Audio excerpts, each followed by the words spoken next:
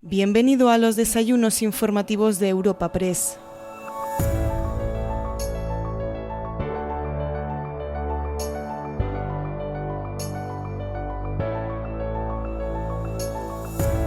Te damos la bienvenida a una nueva edición de los desayunos informativos de Europa Press gracias al patrocinio de Altadis, Cepsa, Endesa, Fujitsu, Fundación Ibercaja, KPMG, Telefónica y Veolia.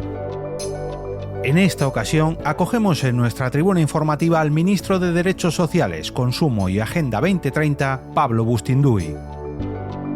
Tras la exposición inicial del ponente invitado de esta ocasión, tendrá lugar un breve coloquio con el director de Europa Press, Javier García Vila, quien trasladará algunas preguntas de los asistentes a esta cita. Asís Martín de Caviedes, presidente ejecutivo de Europa Press, ha presentado el encuentro para dar la bienvenida a todos los invitados.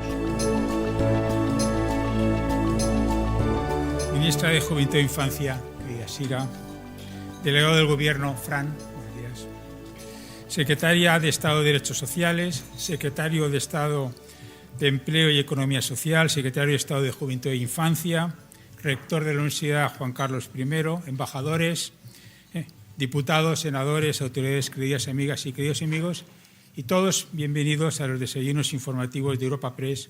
Contamos hoy con nuestro ministro de Derechos Sociales, Consumo y Agenda 2030 de España. Querido ministro, voy a hacer una breve reseña curricular tuya y inmediatamente te paso la palabra porque hemos escogido un día informativamente intenso y seguro, muy seguro, que te vamos a escuchar con mucha atención. Pablo Bustinduy es nacido en Madrid, es licenciado en Ciencias Políticas por la Universidad Complutense y en Psicología por la UNED. Habiendo ampliado estudios en Francia, donde obtuvo un máster en Historia y Pensamiento Político en el Instituto de Estudios Políticos de París y seguidamente se doctoró en Filosofía Política en la New York School for Social Research. Ha trabajado como profesor e investigador de Filosofía y Relaciones Internacionales en varias universidades estadounidenses y europeas, habiendo publicado diversos artículos y estudios, así como un libro titulado Política y Ficción. Esto es interesante, lo de política y ficción, seguro que elaboraremos un poco sobre eso. Su trayectoria política la inicia en Podemos desde sus comienzos, trabajando en la delegación de Podemos en el Parlamento Europeo tras las elecciones europeas del año 14. En las del 15 fue elegido diputado por Madrid y reelegido en las del 16, siendo portavoz de las Comisiones de Asuntos Exteriores y Unión Europea. En el año 18 encabezó la lista de Podemos cara a las europeas del 19, sin embargo, antes de celebrarse estas, renunció temporalmente y se alejó de la vida política. Si bien posteriormente se encuadró en la corriente liderada por Íñigo Errejón y fue en el año 23 cuando se situó al frente de la sección internacional de Sumar cara a las generales y, como todos aquí bien conocemos, fue nombrado ministro de Derechos Sociales, Consumo y Agenda 2030 en noviembre del año pasado, formando parte en la actualidad del tercer gobierno del presidente Pedro Sánchez. Bueno, querido ministro, muchas gracias de verdad por ser tú nuestro imponente y, por favor, ocupa la tribuna. Muy buenos días, muchísimas gracias por su asistencia. Es verdad que es un día informativamente cargado.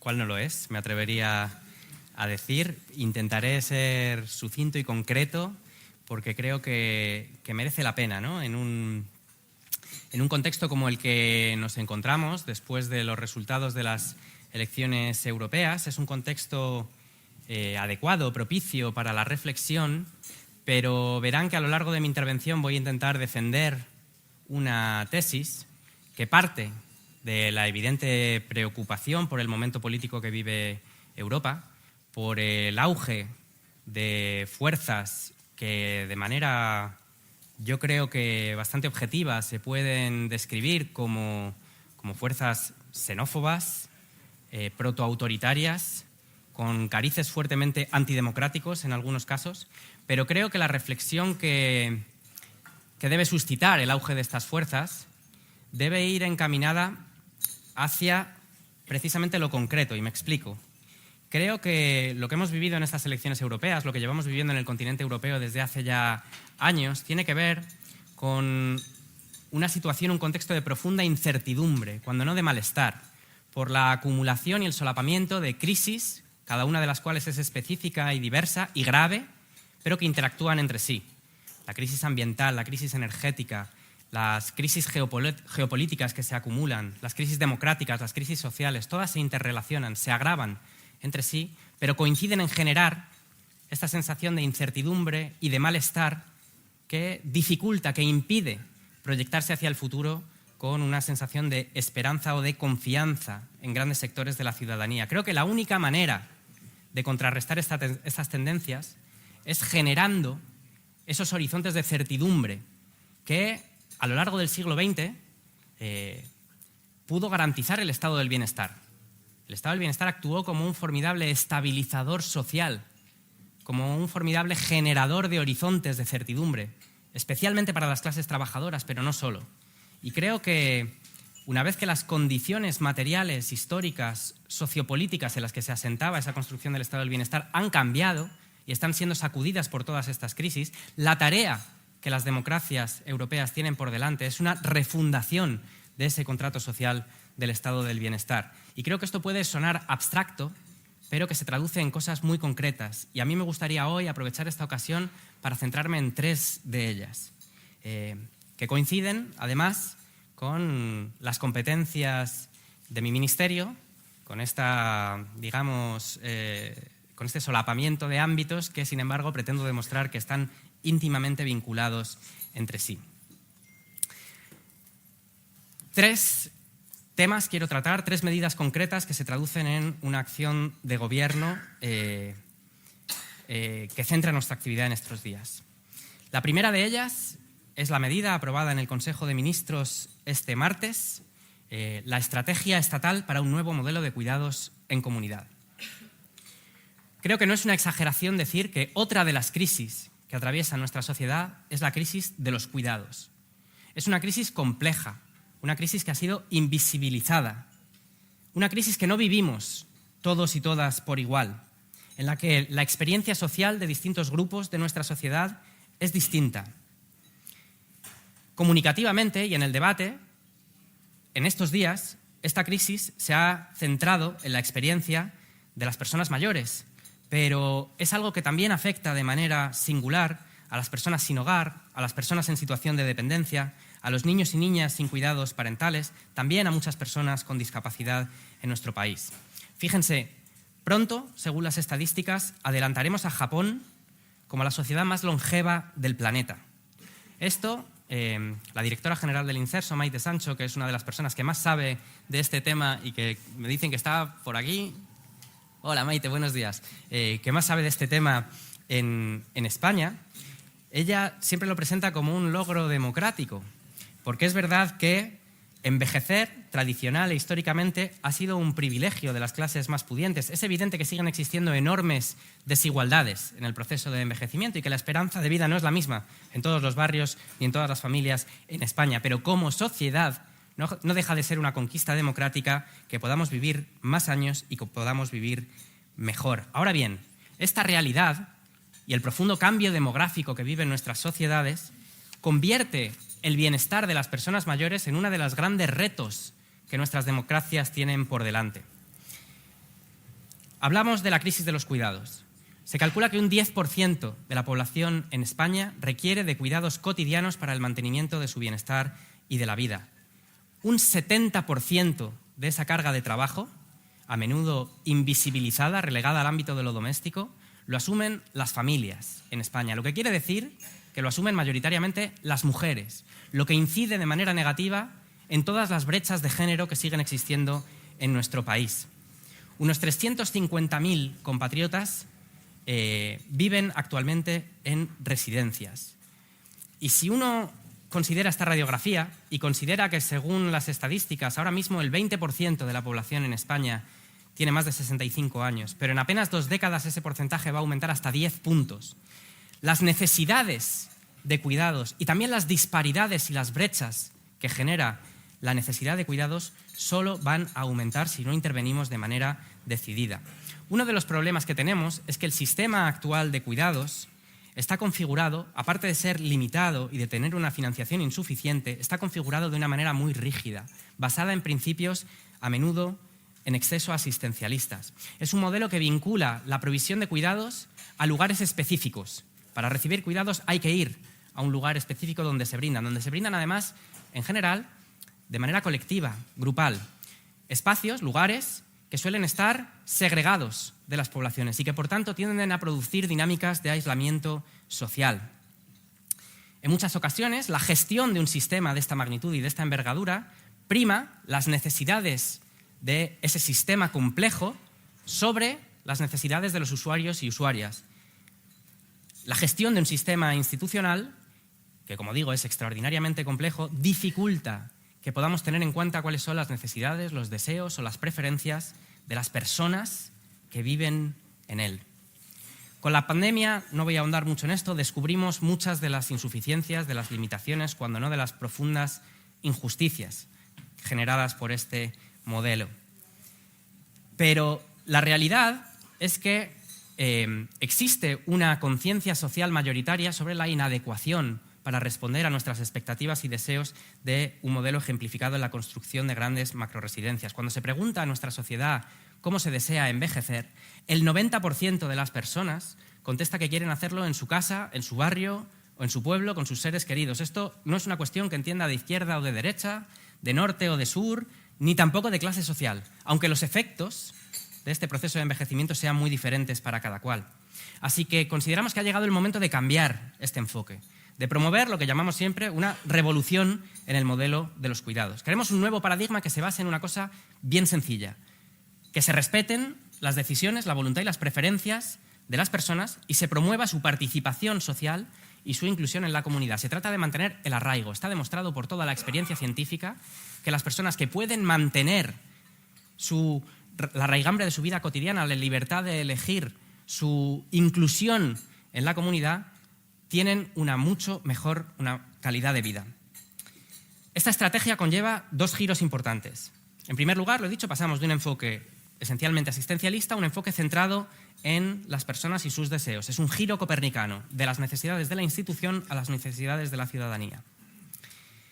¿Cómo vamos a hacer eso? Pues con herramientas que ya existen y que han probado su eficiencia. Herramientas como la teleasistencia, como la atención a domicilio, como los centros de día, como toda una serie de prácticas y apoyos que pueden facilitar que las personas se mantengan en su domicilio durante el tiempo que deseen. Es evidente que, como todo cambio profundo, no se trata de un proceso sencillo ni de un proceso que pueda suceder de la noche a la mañana. Se trata de una transición, de una reorientación de las prioridades de las políticas públicas. El segundo de estos ejes tiene que ver con la financiación. Este cambio de paradigma ambicioso va a requerir de compromisos presupuestarios sostenidos en el tiempo. El Gobierno de coalición en la legislatura pasada hizo un esfuerzo inédito, histórico, para mejorar y aumentar la financiación del sistema de la dependencia, hasta un 130% de aumento en la contribución de la Administración General del Estado a la financiación del sistema de la dependencia. Eso se tradujo de manera inmediata en que el sistema atiende hoy a 300.000 personas más de los que atendía en el año 2020 y las listas de espera se han reducido en 100.000 personas, 300.000 usuarios más, 100.000 personas menos en listas de espera. Siguen siendo una urgencia democrática esas listas de espera, pero la financiación sirve, es necesaria y por eso tenemos suscrito en el acuerdo de gobierno el compromiso no solo de continuar esa senda de crecimiento, sino de incrementarla hasta que la Administración General del Estado asuma el 50% de la financiación del sistema de la dependencia. Esta estrategia de cuidados cuenta con una dotación presupuestaria inicial de 1.300 millones de euros adicionales que provienen del Fondo Social Europeo Plus y de los fondos de recuperación, transformación y resiliencia, dedicados a intervenciones comprometidas hasta el año 2027. Quiero poner en valor que España ha sido uno de los países pioneros en emplear los fondos de reconstrucción para la modernización y la renovación de las políticas sociales, considerando que este es uno de los ámbitos estratégicos y prioritarios clave para la recuperación económica y para la cohesión social. Un modelo es decir, un horizonte hacia el que llevar nuestro sistema de cuidados, una mejor financiación destinada a hacer posible esa reorientación y, en tercer lugar, esta estrategia considera como un ámbito prioritario de actuación también la situación de las personas que proveen los cuidados, el papel del trabajo en el sistema de cuidados. Hablamos de un colectivo que realiza una labor social imprescindible. Nuestra sociedad no podría mantenerse en pie 48 horas si de golpe cesara la labor de reproducción absolutamente imprescindible que realizan en un 80% mujeres, 40% de ellas son mujeres migrantes, por unas condiciones salariales que están entre un 40 y un 60% por debajo de la media salarial en España. Y el problema con todo no son solo unas condiciones salariales precarias, es un problema de valorización social, es que sea un trabajo que está invisibilizado, que no está suficientemente reconocido. Es algo que la sociedad creo que no puede tolerar. Por eso, a través del diálogo social, hemos reactivado las mesas de la dependencia con los sindicatos y la patronal del sector con el objetivo de que como sociedad podamos emprender esa tarea de solventar esa deuda democrática y valorizar las condiciones de trabajo en el sector de los cuidados, que es un reto estratégico de país a futuro. Tiene muchas derivadas esta estrategia y el cambio del modelo de cuidados. Su impacto, por ejemplo, en el medio rural para la fijación de población. Hoy en el Congreso de los Diputados se debate la ILP de regularización. Hablamos de entre 500 y 700.000 personas en España que realizan una contribución esencial al mantenimiento de la vida y que lo hacen en condiciones de privación de derechos. Es un elemento fundamental también la regularización y la normalización de estos trabajadores y trabajadoras. También para la formalización de la actividad económica, es decir, tiene toda una serie de derivadas esenciales. Pero creo que con esta estrategia empezamos a recorrer un camino que no puede esperar. Como decía, por las transformaciones demográficas que vive nuestro país, por los cambios en las estructuras familiares, por el envejecimiento de la población, tenemos que empezar a orientar una respuesta desde los poderes públicos para que nuestra democracia esté a la altura del reto que tiene por delante.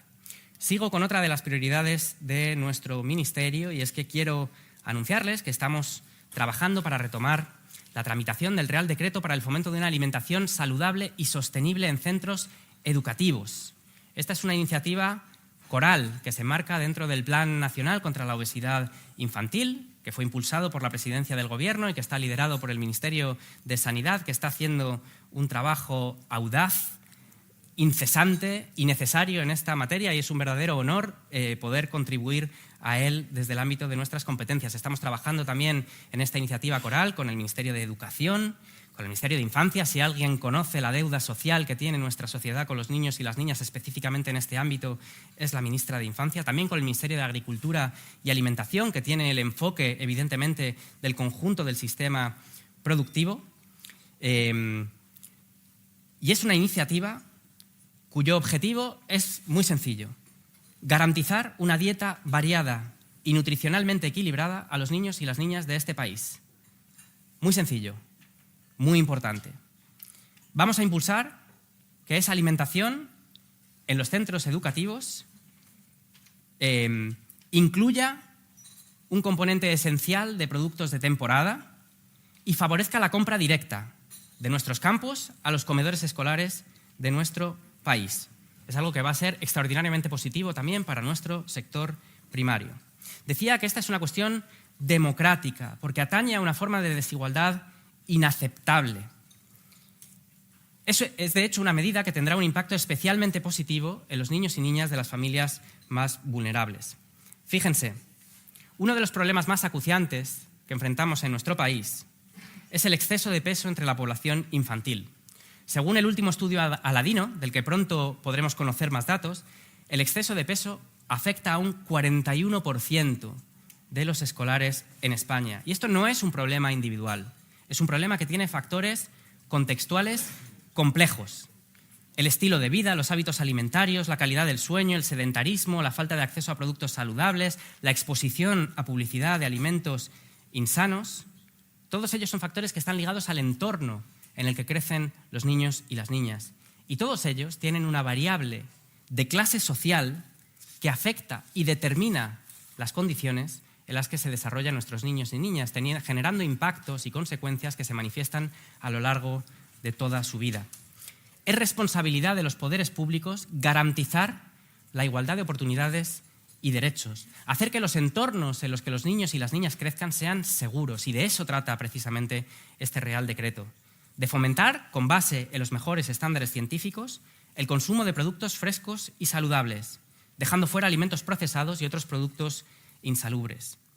Es una iniciativa que busca contribuir a educar a través del comedor escolar, lo que implica utilizar este espacio no solo para proporcionar una nutrición adecuada, sino también como un entorno educativo donde se inculcan hábitos alimentarios positivos, también para promover la convivencia, la integración y la socialización de la infancia y la adolescencia. El comedor escolar como un espacio democrático que debe servir para fortalecer tanto el bienestar físico como el desarrollo emocional y social de todos los niños y niñas. No estamos solo ante un asunto de salud pública, sino también ante una cuestión de justicia social.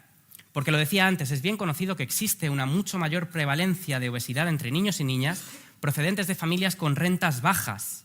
La pobreza infantil y la obesidad infantil están íntimamente asociadas. En los colegios de los barrios más pobres hay más niños y niñas con obesidad que los de los barrios más ricos. Y esta misma tendencia se asocia también a otros hábitos, como el deporte, por ejemplo. Las actividades deportivas extraescolares, organizadas por los colegios, son más fácilmente accesibles para las familias con mayores niveles de ingresos, porque tienen quien lleve a los niños, porque hay otros costes asociados, porque viven más cerca de instalaciones deportivas. La desigualdad en estos ámbitos es evidente y es necesario que incidamos en ellos, porque todos los niños y niñas, independientemente de los recursos de su familia o del código postal en el que hayan nacido, tienen derecho a una alimentación saludable y de calidad y a un desarrollo y una formación de hábitos nutricionales saludables que, como digo, van a tener impacto a lo largo de toda su vida en su desarrollo formativo y académico, en su desarrollo profesional, en su condición económica, etcétera, etcétera. Como pueden ver, los temas que aborda este ministerio son diversos, pero les une un hilo conductor. Son medidas que tienen una fuerte raigambre democrática. En ese mundo al que me refería, marcado por el malestar y por la incertidumbre, que a menudo dibujan el futuro como un escenario angustioso, cuando no catastrófico o amenazador, creo que son medidas que inciden en la construcción, en el fortalecimiento de unas condiciones de vida que puedan proveer de certidumbre, de seguridad y de tranquilidad al conjunto de nuestras sociedades. La tercera iniciativa de la que quería hablarles va precisamente en esta línea. Me refiero a la aprobación en el Consejo de Ministros este martes también del informe que España va a presentar ante las Naciones Unidas en el Foro Político de Alto Nivel de Desarrollo Sostenible el próximo mes de julio sobre el cumplimiento de los Objetivos de Desarrollo Sostenible por parte de España. Estamos a mitad de camino de la trayectoria de la Agenda. Han pasado ya desde el año 2015, cuando se adoptó, y con el año 2030 como meta estamos más o menos a mitad de camino, y es necesario hacer un balance, hacer una reflexión y fijar objetivos y prioridades para los años que vienen. Quiero empezar reivindicando explícita y directamente la Agenda 2030. Creo que es algo importante en los tiempos que corren. Vivir en paz, no temer a la guerra, no pasar hambre ni sufrir enfermedades, respirar aire limpio, garantizar el acceso universal a la educación, alcanzar la igualdad entre hombres y mujeres y reducir la desigualdad entre clases sociales. Estos son los compromisos que expresa la Agenda 2030. Es un programa que nos emplaza a hacernos cargo de los problemas que definen nuestra época. Nuestra sociedad se enfrenta a un sinfín de retos y de emergencias a los que debemos hacer frente de manera simultánea. Los he mencionado antes: la intensificación acelerada de la crisis climática, la cronificación de la guerra y de los conflictos geopolíticos, la crisis del derecho internacional, un genocidio insoportable perpetrado ante nuestros ojos en la Franja de Gaza. Todo un panorama internacional que se entremezcla dentro de cada sociedad con situaciones estructurales que en ocasiones se siguen agravando, de pobreza, de desigualdad y de precariedad.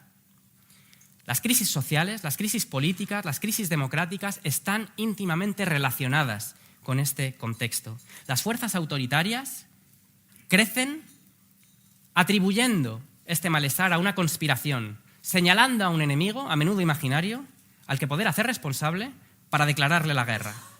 Precisamente porque estos movimientos renuncian a hacerse cargo de estos problemas, a abordar sus causas, han encontrado en la Agenda 2030 un chivo expiatorio idóneo. Ante un mundo amenazante, la idea de una entidad supranacional que es responsable de los problemas es atractiva, sobre todo si se combina con una promesa, aunque esté basada y fundamentada en falsedades y negaciones. La promesa de orden y seguridad resulta evidentemente atractiva. Esta es una deriva que lleva a nuestras democracias hacia el desastre. Pero como decía al principio, no basta sencillamente con señalarlo, con denunciarlo. No basta con la indignación moral ante ello.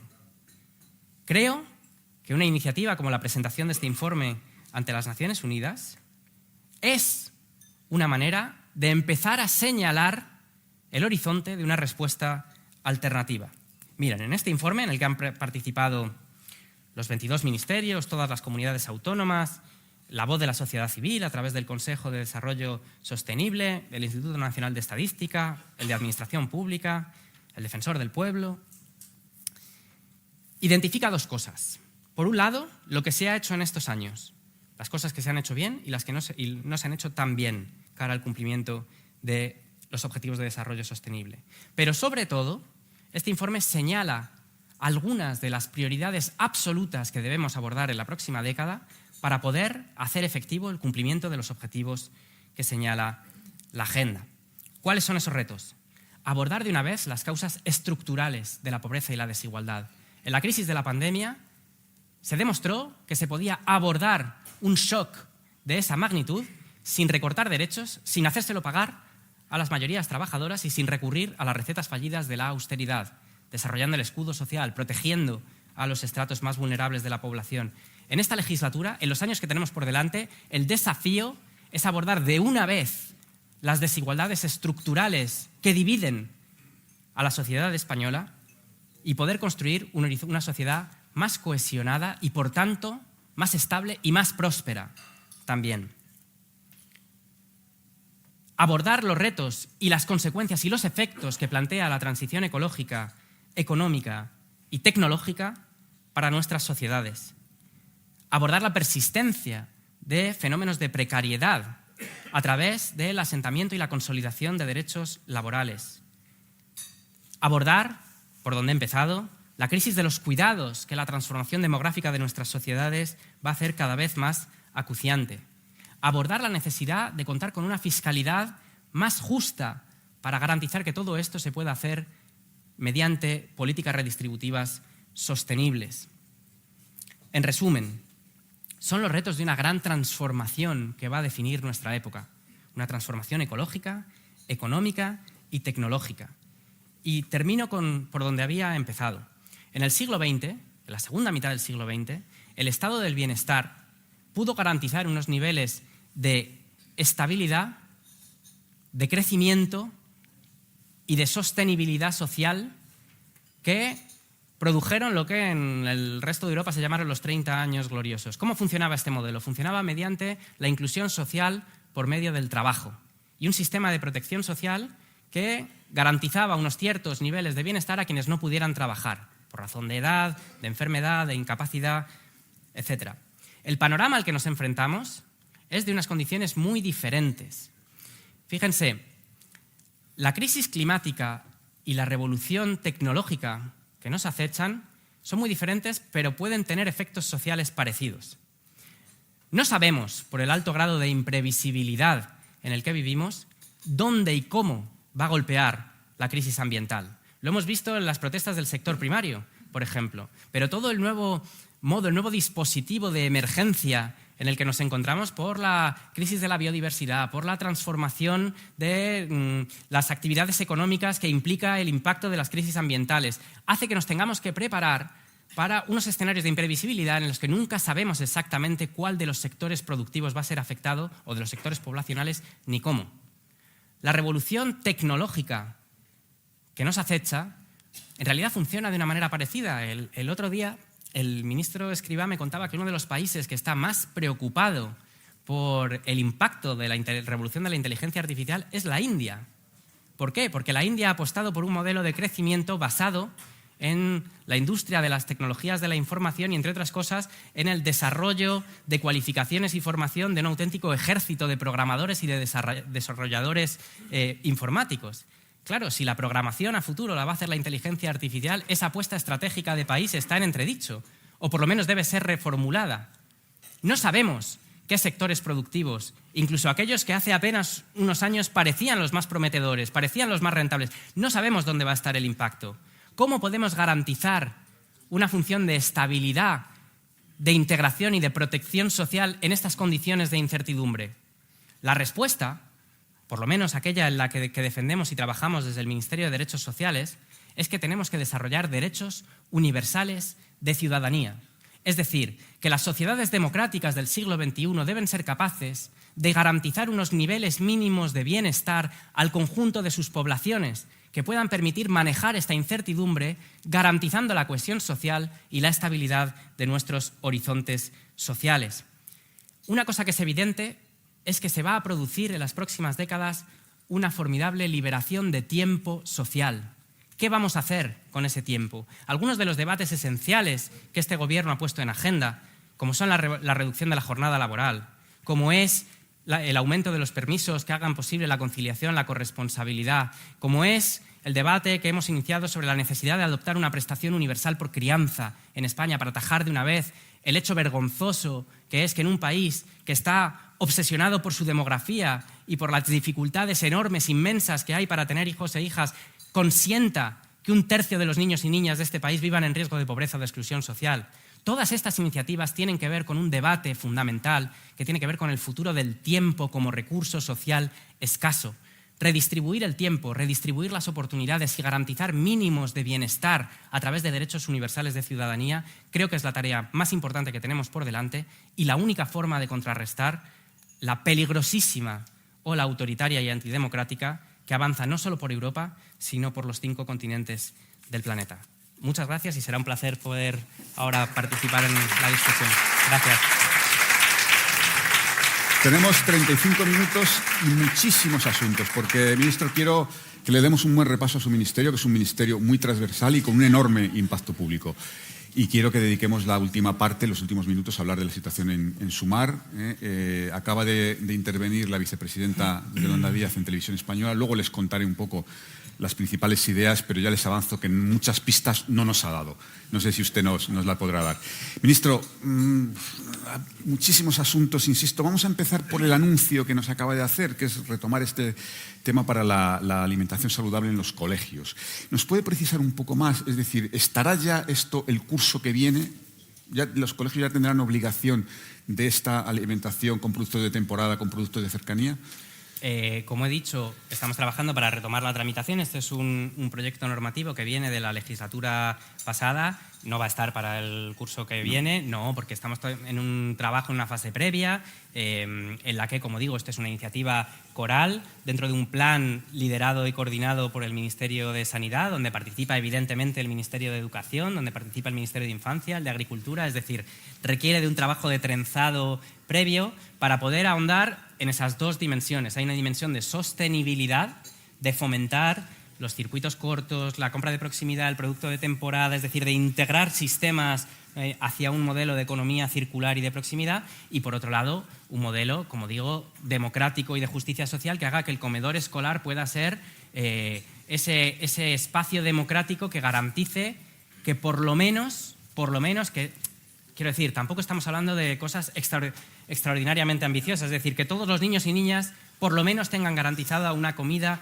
saludable, nutritiva al día. Creo que es un objetivo de país y, por tanto, estamos en el proceso de trenzar esos consensos previos que nos permitan avanzar a partir de ahí. Pero por mera intuición no parece fácil de aplicar, es decir, para los colegios va a suponer una reorganización importante, incluso en la forma de comprar esos alimentos. ¿Se les va a dar participación en el proyecto? Claro, esto tiene que ser una iniciativa coral, tienen que participar todas las comunidades autónomas, tienen que participar los centros educativos, pero estoy convencido, evidentemente, cualquier cambio de modelo implica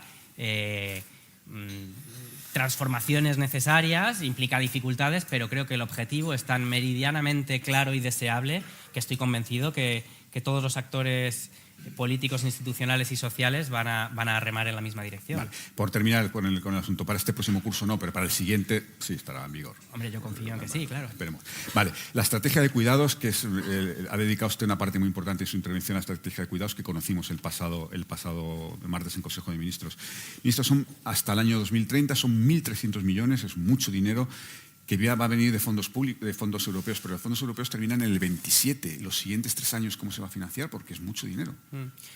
1.323 millones, para ser concretos, es la dotación presupuestaria inicial, que, como decía, viene del Fondo Social Europeo Plus y del PRTR, de los fondos de reconstrucción. Son fondos que están destinados, comprometidos en intervenciones precisas, concretas, hasta el año 2027, y que expresan una forma de continuidad también.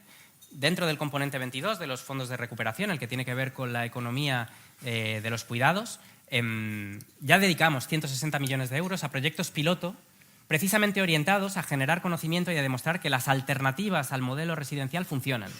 Proyectos de domotización de viviendas, de accesibilidad, de asistencia personal, de centros de día, de acompañamiento en la transición a la vida autónoma de personas que vivían en recursos residenciales antes. Hemos generado conocimiento suficiente como para poder escalar a partir de esas prácticas.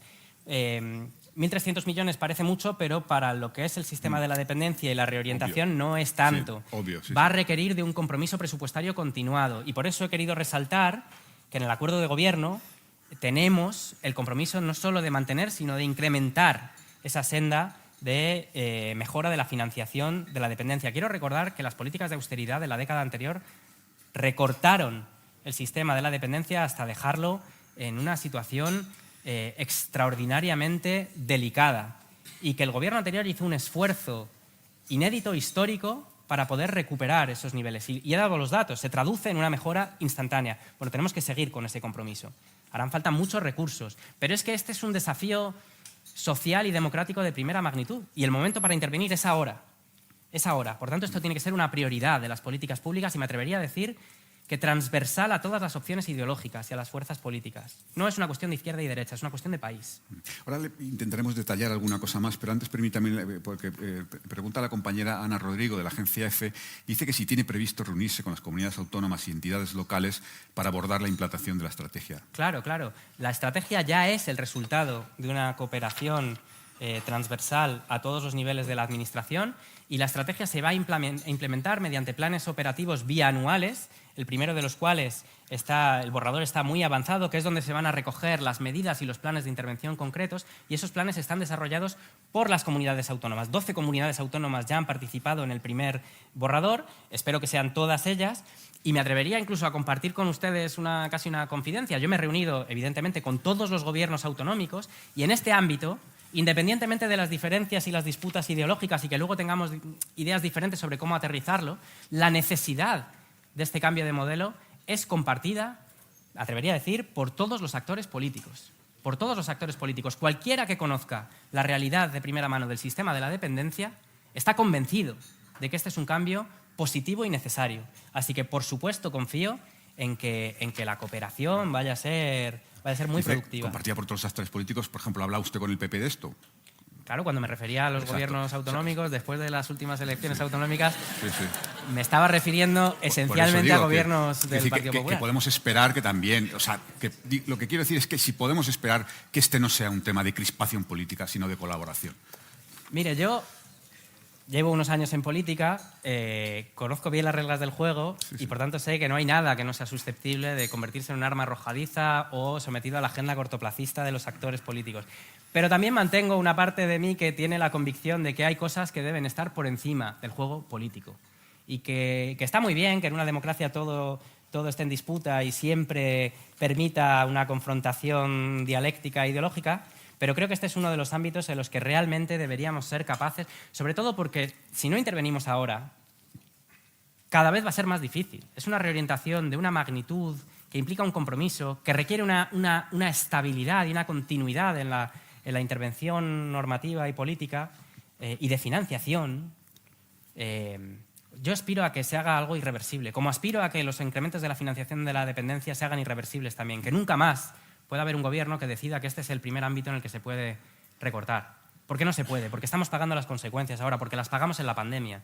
Esto, y yo aspiro a que ese consenso social extraordinario que hay sobre esta materia se articule y se exprese políticamente. Porque es verdad que hablamos de segmentos de la población y de grupos sociales que tienen poca voz en el debate público, pero que incluso a nivel demográfico y estadístico son extraordinariamente importantes. Bueno, pues yo aspiro a que a través de la participación política, del asociacionismo, etcétera, se hagan valer y que los partidos políticos respondan a las necesidades y a las prioridades de estos grupos de población. Ministro, en este campo... Hay alguien que... Tiene usted algunos partidarios aquí en la sala. Uno por lo menos. Por lo menos uno. Ministro, en este campo es esencial el papel de los cuidadores, obviamente. Ya sé que estoy diciendo una obviedad. El sector dice que faltan 300.000 trabajadores de este campo y usted nos ha contado un dato que es demoledor, que están con sueldos entre el 40 y el 60% por debajo del sueldo medio. La tarea parece titánica. ¿Cómo se puede conseguir atraer a este campo a más trabajadores y, sobre todo, dignificar esas condiciones? Esta es una cuestión en la que a menudo se entra desde este prisma, ¿no? El déficit de trabajadores, que son trabajadoras, porque más del 80% son mujeres. Y a continuación, ¿dónde las encontramos? ¿De dónde pueden venir? Bueno, esto tiene una explicación evidente. Se trata de condiciones laborales, condiciones socioprofesionales. Y el salario es la expresión más objetiva y evidente de este hecho, pero la causa es más profunda y tiene que ver con la infravalorización de este trabajo. Una sociedad refleja un orden de prioridades a través de cómo jerarquiza y cómo ordena sus sectores productivos y laborales. Y el trabajo de cuidados, y esto se explica muy fácilmente, porque históricamente ha estado relegado a la esfera doméstica, a la feminización del trabajo reproductivo, al ámbito de la economía no monetizada, está en una posición de subalternidad absoluta. Hay que subir los salarios, evidentemente, pero eso tiene que ser la expresión de un cambio cultural que ponga en valor el trabajo de los cuidados. Que ponga en valor el trabajo de los cuidados. Esa es la prioridad número uno, porque lo demás vendrá después.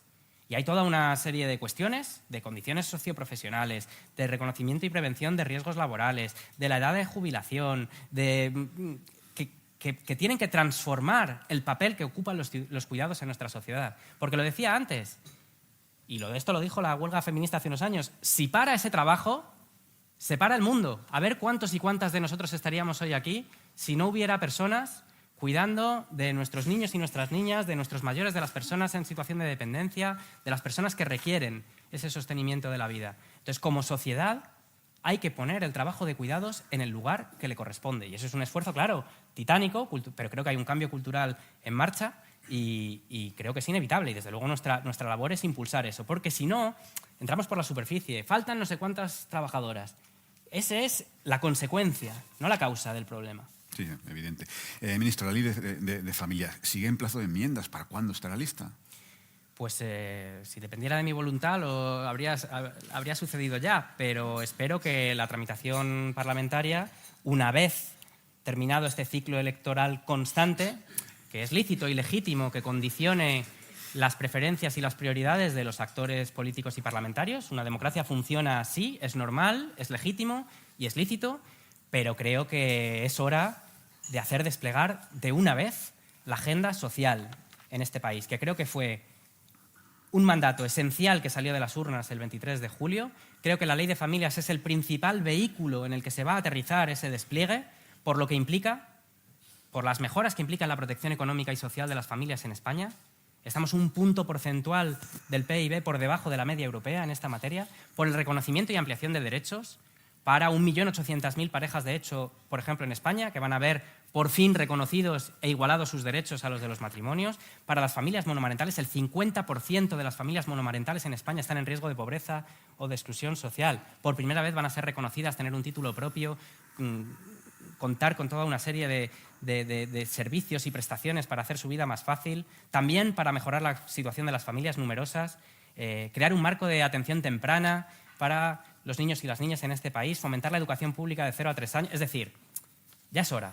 Ya es hora de salir adelante con esto. Pero antes de seguir con cosas concretas, ha dicho usted que ha terminado el ciclo electoral. ¿Está seguro? ¿Tiene algún dato que nosotros no tengamos? Más o menos, ¿cuánto tiempo vamos a estar sin elecciones? ¿Le han comentado algo que pueda compartir? No sabemos, ¿no? No he traído la bola de cristal, pero como el otro día me preguntaban si era optimista y dije que no era optimismo, era determinación. En algún momento tiene que terminar el ciclo electoral y en algún momento... Porque creo que es una demanda social. Creo que es una demanda social que creo que necesitamos una cierta estabilidad, una cierta tranquilidad, una cierta normalidad y necesitamos... La mejor manera de hacerlo es avanzar en la consolidación de derechos sociales, mejorar las condiciones de vida de las mayorías trabajadoras de este país. Esa por lo menos es mi labor y eso es lo que voy a hacer. Yo confío en que septiembre marque un antes y un después. Bueno, necesitamos aburrirnos, ministro, de verdad. Preguntas concretas sobre la ley de familia. ¿Se va a mantener la denominación de familia numerosa? Bueno, esto es una reivindicación que se ha expresado por parte de asociaciones de familias numerosas que no están de acuerdo con una de las cosas que implica la ley, que es una ampliación del concepto, una denominación de familias con mayores necesidades de crianza, cuyo objetivo creo que es perfectamente razonable y comprensible, que es aumentar el número de familias y los tipos de familias que están recogidas por la protección social y que reciben protección social y económica de las familias por parte de los poderes públicos en España, ¿no? Por tanto, yo creo que el objetivo es razonable, que es ampliar esa cobertura y esa protección. Pero si el problema es de nombre, y sobre todo, esto lo he dicho muchas veces en sede parlamentaria, porque esto lo ha expresado muchas veces el Partido Popular, que una de sus principales dificultades es que dicen quieren acabar con las familias numerosas, que en realidad es un cambio de denominación, porque la situación de las familias numerosas mejora en esta ley.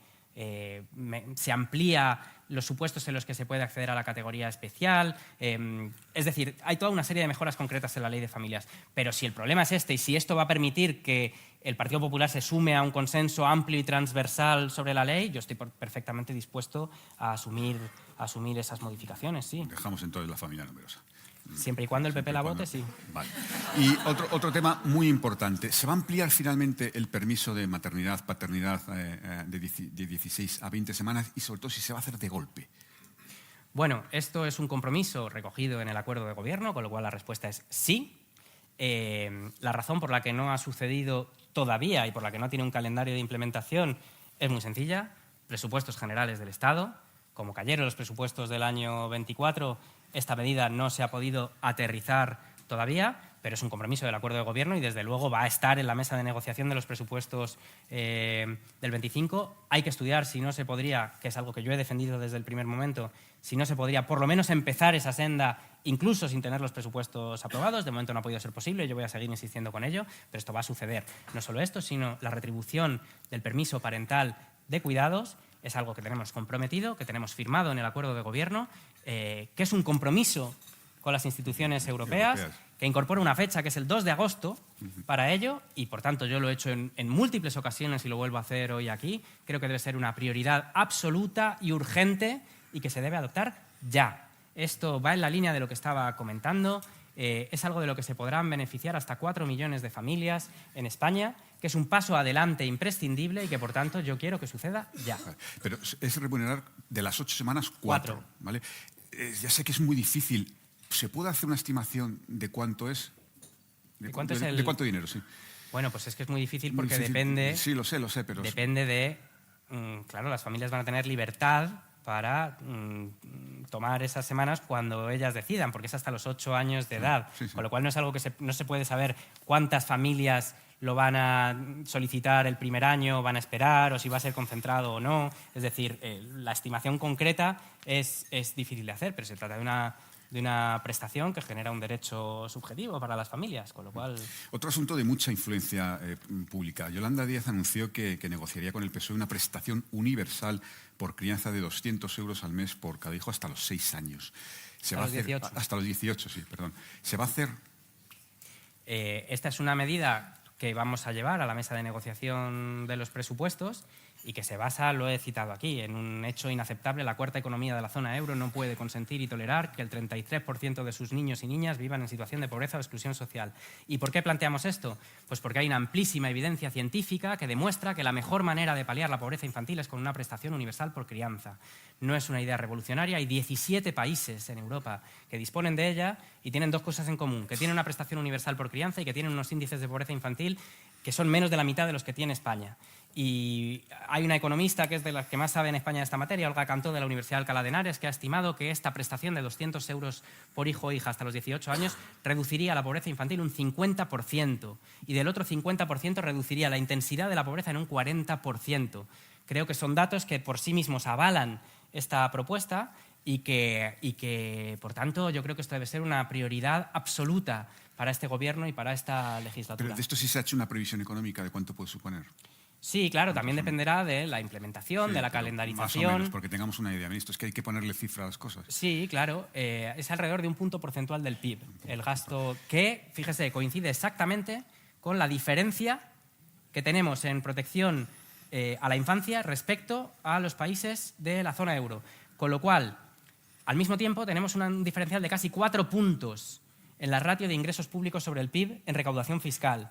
Es decir, una medida como estas tiene que ir aparejada de medidas fiscales que puedan favorecer el incremento de los ingresos públicos y, además, la redistribución de la renta y la riqueza en España. Las dos cosas deben ir aparejadas. Eso es lo que justifica y garantiza que su carácter universal sirva también para reducir la desigualdad en España y para conseguir algo que es de sentido común y evidente, que es que todos los niños y niñas en España tengan unas condiciones mínimas de bienestar garantizadas. El coste medio de la crianza por hijo o hija en España está por encima de los 600 euros. En ciudades como Madrid, muy por encima. El sueldo medio es de 1.600.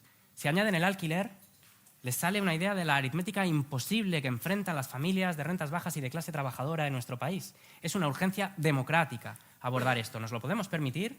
Tendrá un impacto extraordinariamente positivo y yo siempre digo que el día que adoptemos esta medida y veamos sus efectos, nos llevaremos las manos a la cabeza por no haberlo hecho décadas antes. Pero, ministro, permítame que le pinche un poco. Conceptualmente, las rentas universales son justas. Es decir, hay familias, con todo mi respeto, que no necesitan esa ayuda para la crianza. Claro, pero es que este es justo por donde he terminado. Es que la clave aquí es que no sea una ayuda. Que no sea una ayuda que te conceden tras demostrar que te está yendo mal, que estás en una situación inviable, que tengas que presentar toda una serie de burocracia y de papeles para poder justificar que eres pobre y que necesitas una ayuda. Se trata de generar un derecho de ciudadanía. Y entonces la pregunta siempre es, ¿pero entonces el CEO de una multinacional va a cobrar 200 euros que no necesita? Y la respuesta es sí, porque es un derecho, exactamente igual que tiene derecho a ir a un hospital público o a llevar a sus hijos a una escuela pública. ¿Qué pasa? Que el CEO de la multinacional y las familias que no lo necesitan tienen que tributar de manera justa por su renta, su riqueza y su patrimonio, y así financiar no solo su derecho y el de sus hijos e hijas, sino el de las familias que lo necesitan más.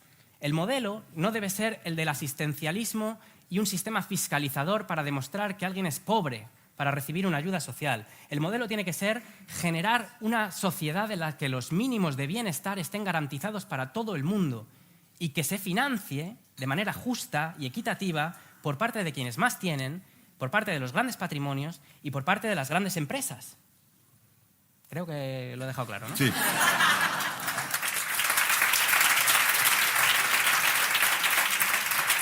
No lo ha dejado clarísimo, ministro. Vamos a seguir avanzando muy rápido, ministro, porque quiero tocar todavía algunos temas de su ministerio muy importantes. Permítame que le plantee una pregunta de asistentes, en concreto de la OCU. Dice que uno de los proyectos más importantes anunciado por su ministerio es la Ley de Consumo Sostenible.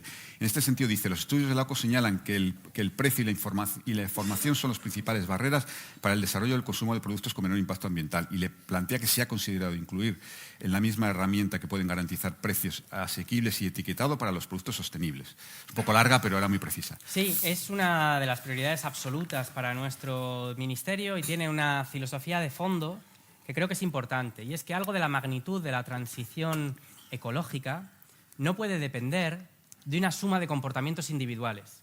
En el ámbito de las relaciones de consumo, sobre todo, se ha tendido a responsabilizar a las personas consumidoras de una transformación que va mucho más allá de los estilos de vida, de las preferencias o del grado de conciencia social que se tenga. Tiene que haber una transformación profunda de los sistemas económicos, de producción, de distribución y de consumo. Y, por tanto, lo que va a buscar esta ley es generar las condiciones, las reglas del juego, para que estas transformaciones vayan en una dirección que proporciona a las personas consumidoras, hablaba antes de entornos seguros, bueno, fiabilidad, seguridad y normalidad a la hora de poder realizar sus decisiones de compra de servicios o de bienes, ¿no? Que las reglas sean claras, que sean iguales para todos, que se aborde este problema que está tan de moda del greenwashing o del ecopostureo, que las reglas estén claras, que el etiquetado y la promoción de productos se base sobre información contrastada, fiable, que no dependa, que no recaiga sobre la persona consumidora la responsabilidad de saber si lo que está leyendo ahí es verdad o es mentira, si se fía o no se fía, si compra esto o lo otro. Es decir, que las reglas estén claras. Y luego pues hay una transformación aparejada que tiene que ver, por ejemplo, con la reparabilidad de los productos. Tenemos que o sea, basta ya, ¿no?, de esta hora de la obsolescencia programada y del consumismo desaforado que solo genera insatisfacción y desperdicia recursos, ¿no? Pues esta ley va a ir encaminada a fomentar la reparabilidad de aquello que compramos, que tengamos información cuando adquirimos, por ejemplo, un electrodoméstico, de si las piezas están disponibles, de cuánto tardan, etcétera, etcétera, y que tengamos un etiquetado que refleje eso para que podamos hacer elecciones y decisiones basadas en el conocimiento y que, por tanto, se fomente la economía circular, la sostenibilidad, etcétera. Ministro, tipo test, alimentos. ¿Se va a regular finalmente la publicidad de alimentos y bebidas para menores? Lo vamos a retomar también, creo que también es una urgencia social y este ha sido un tema que ha sido conflictivo en el pasado, pero que por supuesto vamos a tomar porque no puede ser. No puede ser que las personas más vulnerables de nuestra sociedad, los niños y las niñas, estén bombardeados a una edad en la que no saben distinguir qué es un contenido publicitario por mensajes que les inducen a desarrollar hábitos nutricionales que resultan en los datos de obesidad infantil que he mencionado antes. No puede ser, con lo cual sí, lo vamos a hacer. ¿Han recurrido ya la multa, las 4 aerolíneas, los 150 millones de euros de multa por los equipajes de mano? ¿La han recurrido ya a su ministerio? Bueno, este es un procedimiento que está en curso por la vía administrativa. El recurso de alzada es ante el ministerio que dirijo yo, con lo cual, pues evidentemente tengo un deber de prudencia tanto sobre el fondo como sobre la forma del procedimiento, que se va a desarrollar con todas las garantías. Y, por tanto, yo no me debo pronunciar sobre los detalles del procedimiento. Pero ¿no debería esto estar regulado por Bruselas? No voy a contradecirme con la respuesta anterior, pero sí voy a decir que, evidentemente, hay una posición del Parlamento Europeo que insta a la Comisión a poder aclarar el panorama normativo a nivel europeo, pero hay un hecho previo, que es que en 2014 el Tribunal de Justicia de la Unión Europea emitió una sentencia interpretada además por el abogado general, que no deja mucho espacio para la duda, donde afirma que el equipaje no facturado, es decir, el equipaje de cabina, en ningún caso puede ser objeto de un suplemento de precio. Las sentencias del Tribunal de Justicia de la Unión Europea son de aplicación directa y es el máximo órgano jurisdiccional a nivel de la Unión. Con lo cual, esa es la situación normativa que existe a día de hoy. Vamos a meternos en Sumar, pero antes permítame, ministro, por pincharle también un poco. Usted es responsable también de bienestar animal. ¿Qué le parece que durante la Feria de San Isidro las ventas hayan estado llenas todos los días? Me parece que es algo que no se refleja en las estadísticas de asistencia a estos espectáculos, ni en el número ni en el público. Mi posición sobre esto es meridianamente clara. A mí me parece que la tortura, el sufrimiento y la muerte innecesaria de un animal no debería ser objeto de entretenimiento en una sociedad democrática avanzada. Perfecto. Ministro, vamos con la situación en Sumar. Esta tarde comienza el nuevo proceso de reflexión. Le dije antes que había participado la vicepresidenta Yolanda Díaz en una entrevista en Televisión Española. Lo que ha dicho es que corresponde a los partidos decidir cómo se organiza ahora la coalición, que ella ya ha dimitido como líder de Sumar y ya no le toca participar en eso, que los partidos tienen que tener altura de miras y que ella respetará lo que decidan sobre la nueva estrategia de Sumar, que en ningún momento se ha planteado salir del gobierno, que Sumar es el alma, ha dicho literalmente, del gobierno y que este mismo mes le presentará al PSOE una propuesta para los presupuestos generales del Estado. No nos ha dado ninguna pista sobre qué puede pasar. Díganos usted, ilústrenos, ministro, con este estilo pedagógico que tiene, ¿qué va a pasar con ese espacio? Lo bueno de venir a un desayuno de Europa Press es que uno se entera de las noticias, porque yo esto no lo he escuchado, claro, estaba aquí. Vamos a ver. Yo creo que partimos de la base, con total honestidad. El resultado electoral que obtuvimos el domingo fue malo. Y a continuación lo que ha sucedido es que Yolanda Díaz, la líder de ese espacio y vicepresidenta del Gobierno, ha asumido responsabilidades políticas por ese resultado. Esto es algo que en abstracto en España, cuando nos quejamos de la política, decimos aquí nadie asume responsabilidades, nunca, todo el mundo se hace... Bueno, pues esta vez ha sucedido, ha asumido directamente en primera persona responsabilidades políticas por un mal resultado electoral. Creo que es algo que hay que poner en valor y que hay que reconocer. Y a continuación lo que ha anunciado la vicepresidenta del Gobierno es que se va a centrar en cuerpo y alma en la labor gubernamental, en hacer lo que he mencionado yo antes, en hacer desplegar y despegar la agenda social de este Gobierno. Y lo ha hecho poniendo sobre la mesa medidas y propuestas, diciendo vamos a trabajar en los presupuestos generales del año 25. Yo hoy he querido abordar hechos concretos, iniciativas concretas, porque creo que es la mejor manera de responder a esta situación. Creo, y esto es una reflexión personal, que una parte de ese mal resultado electoral se explica porque el electorado de izquierda, un electorado que se movilizó en unas condiciones extraordinariamente difíciles, cuando todas las encuestas reflejaban lo contrario, el 23 de julio, para ir a votar, para reeditar un gobierno de coalición progresista, creo que es un electorado que quiere ver avances y medidas concretas, que quiere ver cristalizada ese esfuerzo que hizo en una mejora de las condiciones de vida de las mayorías trabajadoras en España. Creo que esa es nuestra labor en la que nos vamos a centrar y creo que es la mejor manera de responder a lo que ha pasado. Vale, en eso estamos centrados. A ver, ministro, la pregunta es muy directa. ¿Puede existir Sumar sin Yolanda Díaz? Yo creo que es evidente, ella misma lo ha dicho en estas declaraciones que acaba de mencionar, que va a haber un proceso de reflexión, de análisis, como no podría ser de otra manera, y de reconfiguración, y que los partidos políticos que han conformado la alianza electoral del pasado 23 de julio y en estas elecciones tienen que liderar esa reflexión y ese proceso de reordenación y de rearticulación. Con todo, yo creo que lo hablaba antes de entrar aquí, ¿no? Que es verdad que en la izquierda tenemos una indudable capacidad de generar interés informativo respecto a todas las cuestiones que tienen que ver con las nomenclaturas, las candidaturas, la unidad, el conflicto, la corriente, la tendencia, cosa que a mí me sorprende que 10 años después siga generando este interés público. También creo al mismo tiempo que esto genera una profunda desafección entre nuestro electorado, que, como digo, creo que está mucho más interesado y que prioriza mucho más los avances concretos, las políticas públicas y el debate orientado a modelos económicos y de sociedad que toda la superestructura esta de conflictos permanentes. Entonces, yo creo que en la medida de lo posible, y eso es algo que intento aplicarme, tenemos la tarea de reconducir esa conversación y esa reflexión, porque creo, como digo, que el origen de lo que ha pasado está en el fondo de las políticas y no en la forma, de reconducir el debate hacia allí y de reconducirlo con hechos, con avances concretos. Creo que así haremos valer nuestra posición y así reforzaremos nuestro espacio independientemente de cuál sea la forma y los equilibrios que se reflejen por arriba. Pero, ministro, las políticas las ejecutan personas. Por tanto, ¿quién podría ser la persona que sustituyera, si así lo decidiera ese espacio, a Yolanda Díaz? ¿Por quién apostaría usted?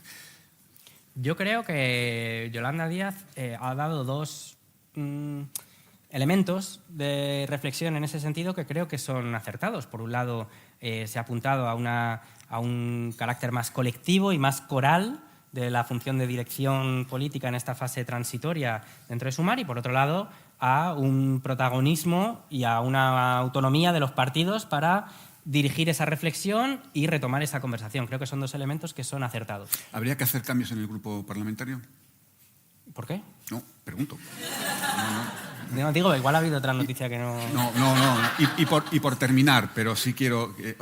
uno de los riesgos, entre comillas, que se analizan es la posibilidad de que ese espacio lo que acabe concluyendo es que lo que necesita es distanciarse del PSOE precisamente para modelar una personalidad más propia. ¿En algún momento se podría poner en riesgo la coalición de gobierno? Yo creo que la coalición de gobierno goza de buena salud y, de nuevo, creo que una cosa es la forma y otra es el fondo. Creo que nuestro empeño, nuestra agenda y nuestras prioridades no dependen ni van determinadas por cuál sea la posición del Partido Socialista en ninguno de estos temas. Dependen por si van en la dirección correcta. dependen de los efectos que van a tener, de si redundan en una mejora de las condiciones de vida de los españoles y las españolas. Creo que esa es la dirección que tenemos que seguir. Y creo que en eso, en muchas ocasiones, coincidiremos con el Partido Socialista, en otras no. Pero en un gobierno de coalición, y creo que esto es algo sano para la España que venía de los largos años del bipartidismo, en la que parecía imposible que se transformara el sistema de partidos, etcétera, creo que un gobierno de coalición es algo positivo en términos de cultura democrática. Y eso implica que hay actores que tengan visiones diferentes, y es legítimo y está bien.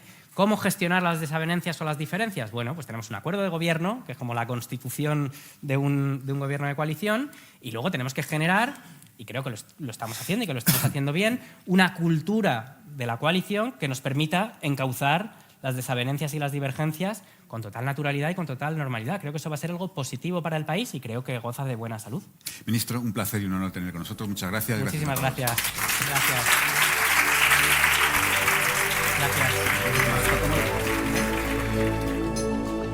Despedimos esta entrega de los desayunos informativos de Europa Press invitando a todos nuestros oyentes a descubrir el resto de episodios de este programa, así como los distintos podcasts de nuestra red a través de europapress.es/podcast.